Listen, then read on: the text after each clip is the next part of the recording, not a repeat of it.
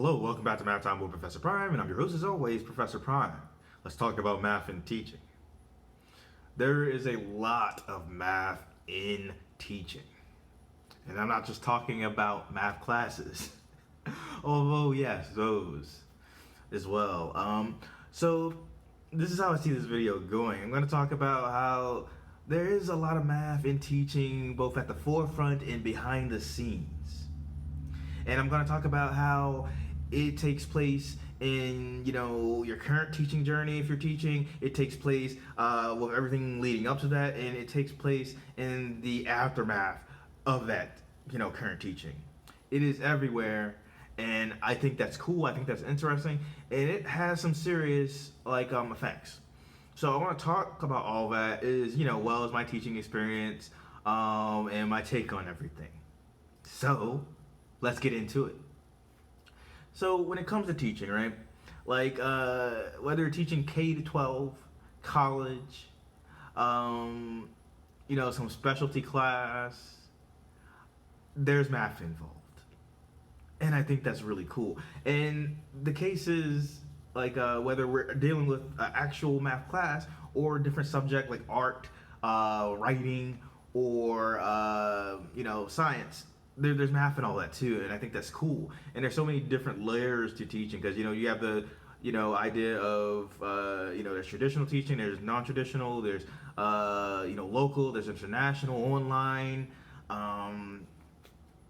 offline, which is the traditional in person. No matter how you cut it, there's a lot of math in all of it, and how that material gets to students, how everything is designed, right? Because at the end of the day, when you consider a class, let's start there. When you consider a class, the idea is that class is for a certain amount of time, right? And that class is going to be composed of, smaller classes, right? I guess a better way to say is you'll have different subjects and you'll have individual classes that compose that subject. So let's say you're taking a calc class, for instance. You'll have a certain amount of classes where you're learning those lessons, right? And with each of those classes, you're going over different units, you're learning different skills. And typically, with that particular structure, you might be dealing with a book where you're dealing with different chapters and different sections of that chapter. And there's math in all of that. And if you're dealing with a English class, for instance, or a class where it's focused on writing, you're going to be dealing with different books. You're going to be dealing with different discussions. But there's math and all of that too, right? Because when you're dealing with books, they are at set lengths, right? And when you're reading them, you have to consider how long it's going to take you. And when you're in class discussing them, you're given a certain amount of time to discuss them. And in art class, you may not think that math is involved there, but it absolutely is. Not only is it involved in different tactics, but it's involved in geometry. And it's involved in the time that you're taking to draw this or draw that, or focus on this or focus on that, or discuss this, discuss that. It's in there. And I think math and art go really well together because, like I said, when you're dealing with art, there's a lot of geometry involved. There's a lot of patterns. There's a lot of math all up in there. And there's also a lot of art in math. There's not only art in problem solving and writing out a solution. There's also art in how some of that is expressed because sometimes you're dealing with visuals, right? But there's also, of course, math and science classes. Right, you're dealing with units, you're dealing with different amounts of different things. There's math all over the place. So I don't think it's a far jump to say that when explained like that, you can see how math is in there, and you can also find other ways that math is used in those classes, right? But that's not all. Right? It's built into the structure on a larger level because not only are you dealing with these different subjects and you have a limited amount of time for class, right? And you have different amount of time, different situation, right? You might have a semester to do a class, so you have to divide up that accordingly, right? Or you might have a whole year if you're dealing with K to 12.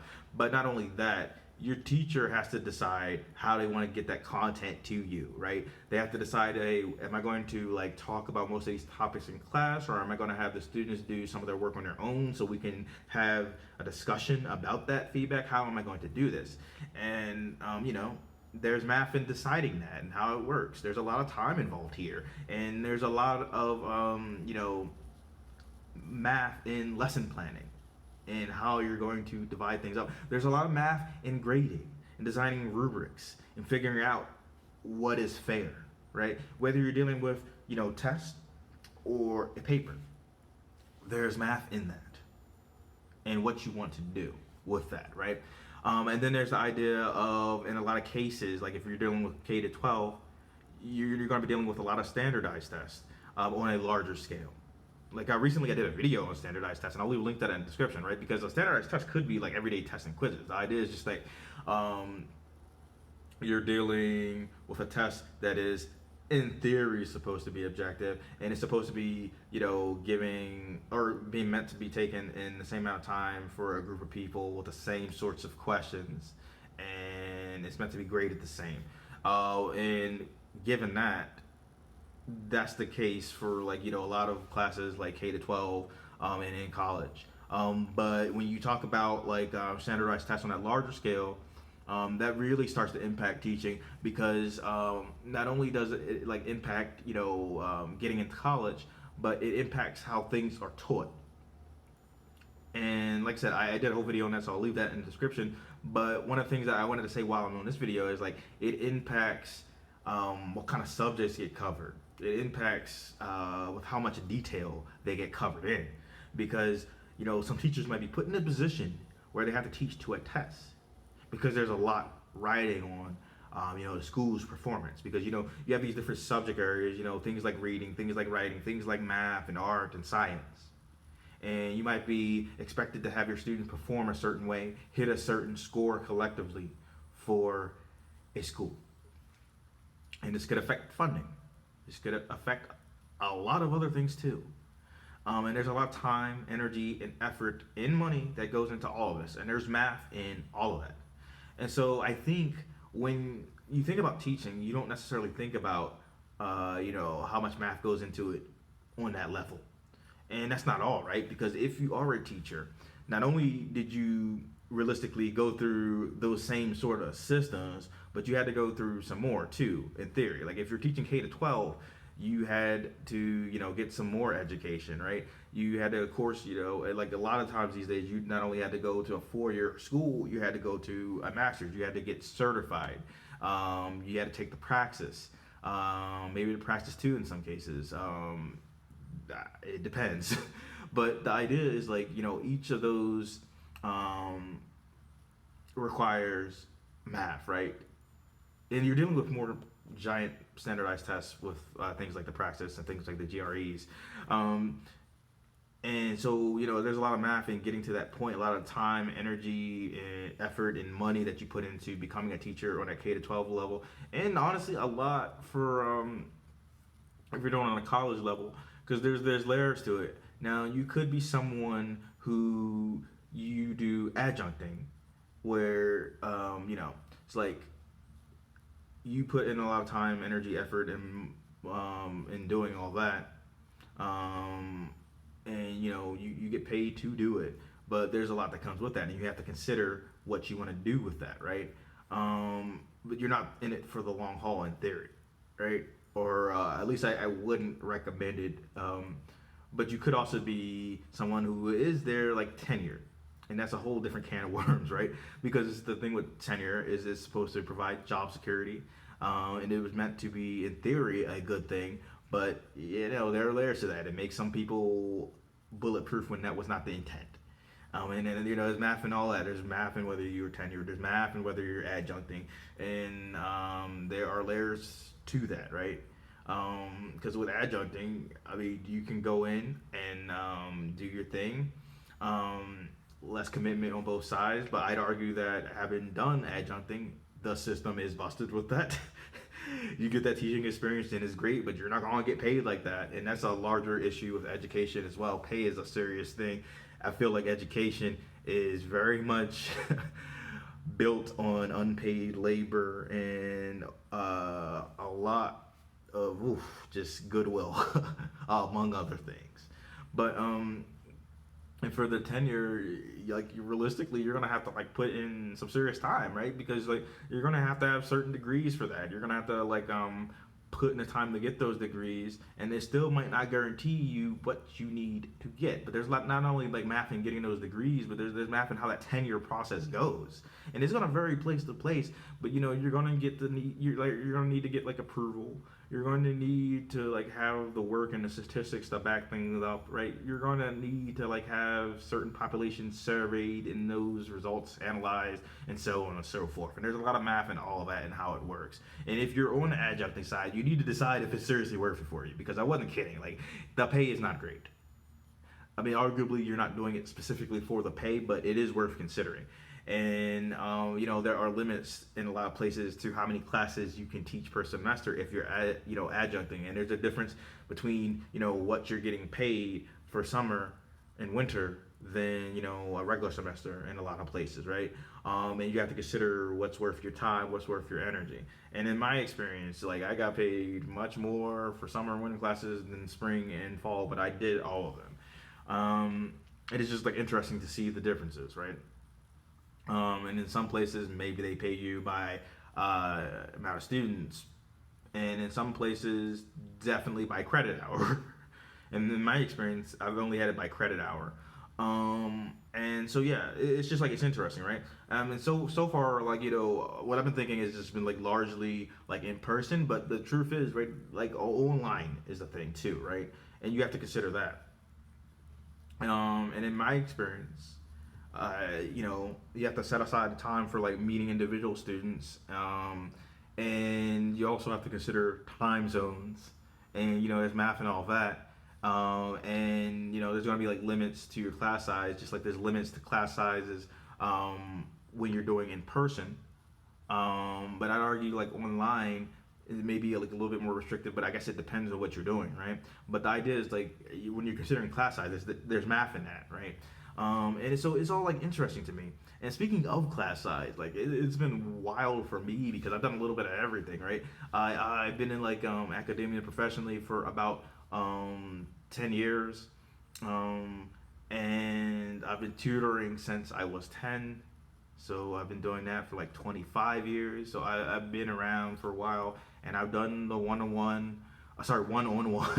I've done small groups, which I would consider like, 2 to like around 30. I've done like mid-sized groups, which I would personally consider like between 30 and 60. I've done large groups, which I would consider like 60 and 80. And I've done very large groups, which I would consider like 80 to like 100. And I've done like ridiculously large groups, which I would consider anything over 100. Now, that's just my personal views on class size. And it's just like not only is there math in the sizes themselves, but there's implications with the sizes and like what you can do and how much attention you can give to students and how students might feel with those class sizes, and that's worth considering. And it's interesting, right? And then not only are you considering all the things that I mentioned, but you're considering the supplies that you need for your class and your students, and there's money in that, there's math in that money, and it's just like interesting trying to balance everything out, but it's all worth considering. There's a lot of math that goes into teaching. There's a lot of math that goes into education as a whole, whether you're the faculty, the staff, and the student, or everything and anything in between. And no matter how you cut it, there's a lot of math in it. And no matter what subject you're doing, there's a lot of math in it. Not only because of just like all the stuff I mentioned with teaching, but in those individual subjects, because math is everywhere and in everything, and I maintain that. And for my views on teaching overall, like I rather enjoy it, but like I have so many conflicting views about education, because it's just like I enjoy teaching, I enjoy academia, I enjoy education, but I also kind of hate it all. Like, but here's what I mean. Like, I enjoy working with students. I enjoy helping people grow as I continue to grow as a person. And with that in mind, though, I hate the idea of all of the things that I mentioned is an institute. because you get buried in like red tape. You get buried in the idea of what people think is right for students versus what might actually be right for students. There's never like enough individualized care for students, and there's like never enough support for faculty and staff that are taking care of the students. You get bogged down on all the stuff that's supposed to be proper and good when it's restricted, and there's so much that does not get considered into the equation. So I have my issues with it. And as someone who's taught math in particular, oh, I have issues with it because we teach equations, we teach algorithms, but we don't always teach the point. Like we get right up to the line and miss it often. Because take algebra for instance, right? That's where a lot of people fall off the track for math. But that's ironically the part where it should really start to come together. Because here's the truth, whether people agree with me or not, math is universal. What we learn in the classroom is an extension of what we already do. It's meant to enhance it. It is not the end all be all. It is a small fraction of a larger whole. And we don't really teach that. And we also don't teach that when we are in the classroom, we are learning the language side of it. We are learning the problem solving skills of it, right? When we are in algebra, it's all about representation, right? We're given numbers, we're given these tools. And then we're supposed to, grow with that when we're in algebra, right? We're given the numbers, we're given the arithmetic where we're dealing with that, operations and stuff. But then we're supposed to start writing sentences with that. We're supposed to start writing paragraphs with that, right? When you're in algebra, you're supposed to be writing essays, and that's what you're doing, even if you were never taught that. And that to me is a big problem. So for me, I like teaching math, and I see it in other subjects. But what I don't see is I don't see a lot of other subjects in math being taught, and I think that's a problem. And I want to see it overhauled in time, and I want to contribute to that in a serious way. And that's my big aim overall. In any case, I hope you learned something in this video. I hope you've walked away with a different perspective. And if you have something to add to the conversation, please do. I'll see you in the next video. Professor Prime, out.